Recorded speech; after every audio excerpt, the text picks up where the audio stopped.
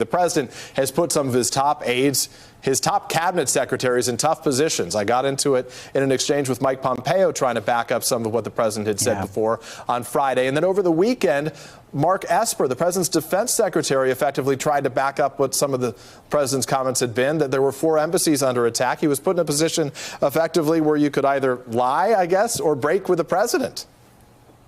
Yeah, that's right, Peter. We've seen over the past week that the machinery of government, the top officials in the military and national security space for this country have been scrambling to adapt, to change their story, to evolve, to match what the president has been saying publicly. The president's story, his narrative of why he decided to order this drone strike that killed the top Iranian general has been changing and evolving day after day after day. And right now you have an administration with a credibility problem, in part because of the president's long history of falsehoods, exaggerations, and misstatements, but also because the president has been imprecise with his language. You saw in that interview where he talked about the 4 embassies for the first time with Fox News' Laura Ingraham, the president say, I believe it was 4 embassies. So it's unclear then whether he's saying that he saw intelligence to suggest there were 4 embassies, which, by the way, the defense secretary has publicly said he never saw, or is the president just speculating about what he personally thinks might have been happening. It's very unclear, it's very imprecise, and it leaves the administration with not a lot of credibility trying to convince the American public of what happened and why the president did it. So, David, to that very point, that puts this president, this administration in a bind. It's not a new one, mind you, but effectively the president said on Friday to Fox News, he said, I believe that they were probably going to strike 4 embassies. Well, most Americans, when they hear from the president, generally believe that what that person says is a declaration of fact. Obviously, circumstances have changed during this administration. But even this president, if I put up a tweet from just a few days ago, he said these media posts will serve as notification to the United States Congress that should Iran strike at any U.S. person or target, the U.S. will quickly and fully strike back. Basically, that was what he used for a formal declaration, using the powers of his office to make the declaration. But when he was speaking publicly, basically he's riffing. What does that do to their credibility on this issue? Well, it gives congressional Republicans and Democrats, and I emphasize some more Republicans should be speaking out, reason to ask for justification. And in Donald Trump's tweet that he says, if we're going to be striked, we'll strike back, that is perfectly within the powers of his office and would be supported by Congress.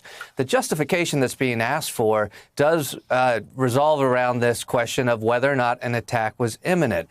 Because what we know from the reporting that perhaps as far back as 7 months ago, that Donald Trump had authorized the killing of him, that lets us know that this was a change in national security policy. This was not necessarily simply a reflexive change of decision on the night of January 3rd. Right. But the decision to execute that command, if you will. The question was it just because he's a bad guy with a horrible past, as Donald Trump now says in his tweet, that would justify it? Or was it because of an imminent threat to 4 embassies? When he dropped the 4 embassy line at the rally in Toledo, people caught that because that was an evolution of message that was inconsistent with the messaging that had come out initially. And unfortunately with this White House, because it has lost all credibility, it's lost the benefit of the doubt. Congressional Democrats are not saying they need to be able to give permission to Trump for this, but they are due a justification. And with this White House, that justification is becoming increasingly elusive. So the reporting that suggested that this goes back as far as 7 months, that this administration was considering killing Soleimani, the president saying he would only do it if Americans were killed, came from our friend Carol Lee and our friend Courtney Kuby at the Pentagon as well. So walk us through your reporting here and why it's so significant against the backdrop of what we've been talking about. Sure. Well, we spoke to 5 current and former senior administration officials who said that last summer when, as you'll recall, Iran was really ratcheting up its aggression in the region, harassing ships, doing various nefarious activities, and that then National Security Advisor John Bolton urged the president to respond to Iran shooting down a U.S. drone by killing Soleimani, which is something that has come up here and there over the course of this presidency. The president said no, obviously, but said that's not something that's proportional to shooting down a drone. But if they kill an American, then he agreed that he would The take point that is this step. has been on his plate for 7 months in some form. And there were conditions, and one of them was that this wasn't the kind of order where the military just has, you find him, get him. It was, if they take this step and cross my red line, and then if that does come to pass, you have to come back with a specific operation that he would ultimately sign off on, which is what we saw last week. But yes, the point is that undermines this argument that that this was done because there was an imminent threat based on new intelligence, and it was in the moment. This is something that's been thought out for months. And Eli, the bottom line is the White House, as we've heard, Mike Pompeo said it again last week. They've said it on the Sunday shows. They continue to say it as we hear from officials over the course of the day, is that it just doesn't matter, right? Because we got a bad guy here. Let's all rally around the idea that we got a bad guy here. But it does matter when it comes to international and constitutional law that dictates when presidents can do something like this unilaterally. Right, but it's not also the first time the president has sort of disregarded tradition and disregarded what the Constitution says about the limitations on executive power. You're right. This is. I mean, it is consequential, obviously. And if the president had perhaps just started there at the end of the day and said, "We got a bad guy," end of story.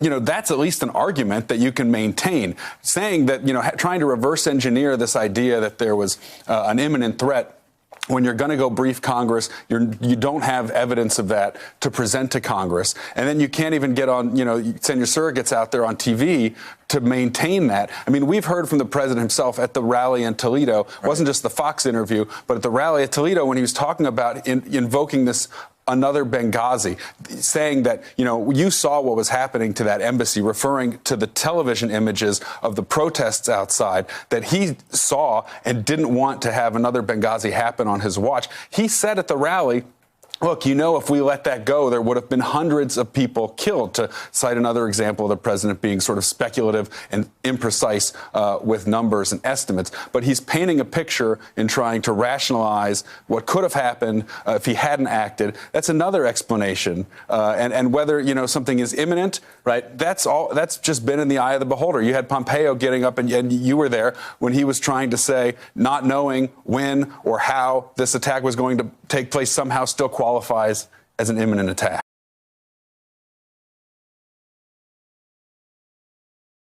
Hey there, I'm Chris Hayes from MSNBC. Thanks for watching MSNBC on YouTube. If you want to keep up to date with the videos we're putting out, you can click subscribe just below me, or click over on this list to see lots of other great videos.